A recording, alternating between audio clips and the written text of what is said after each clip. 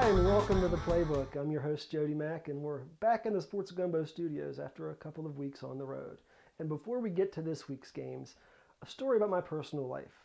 You see, a couple of nights ago, I was downstairs with the family dog, playing with her, scratching her belly as always, blowing on her belly. She really enjoys that.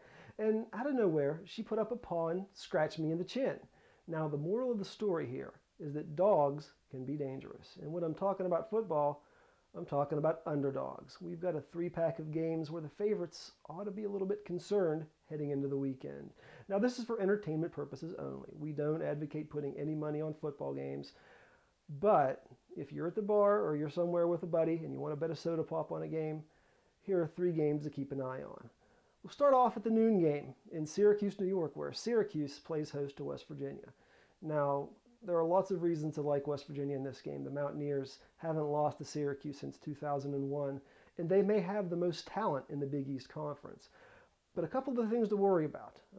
West Virginia has given the ball away at almost a record clip. They've 10 turnovers in the past 2 games, including 4 last week against Colorado, 6 against Auburn. Now, the Orange give the ball away too, but they're a lot better at taking it away as well. The Mountaineers are one of the worst teams in the country in turnover margin. Now, Syracuse is getting 10 points as a home underdog. We think that's something to keep an eye on. Watch out for Syracuse quarterback Greg Paulus, who's really shown more of a mastery of the college game than many people thought he would. He's really fit right in, and he's got Syracuse playing a lot better than it has in about a decade. Now, Game 2 brings us to SEC country and some of the best tailgating in all of college football, when Alabama visits Ole Miss down at the Grove. Now, the Rebels are a 6-point underdog on their home field. That's a tricky spot for a Houston Nutt-coached Ole Miss team. That the Right Reverend is one of the best coaches in America at rallying the troops when they're supposed to lose and winning a big game. But he's come under fire as a favorite. That won't happen this week, not against an Alabama team that's in the top 10. Now, one thing to keep in mind about this series, it's been decided in the last minute each of the last 4 years, and both of the last trips to Oxford have been decided by a field goal. That's one reason to really keep an eye on the Ole Miss Rebels. They've bounced back from their loss at South Carolina by beating Vanderbilt last week, and are looking to claim another big win against the Crimson Tiders. Now, in the nightcap, it takes us to Tallahassee, Florida, where Florida State plays host to Georgia Tech.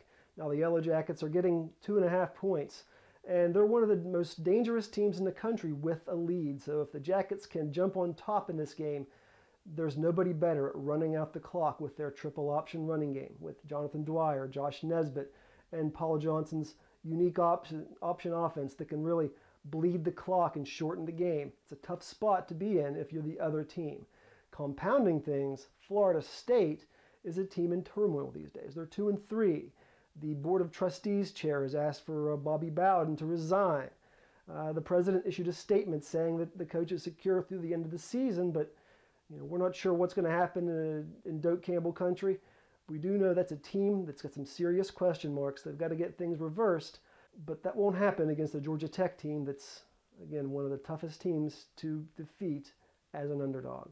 That's it for the Playbook this week. Let us know what you think. Email the show at sportsgumbo@yahoo.com or follow us on Twitter at twitter.com/sportsgumbo. And if you don't like the show, please keep it to yourself. I'm Jody Mack. We'll see you next week.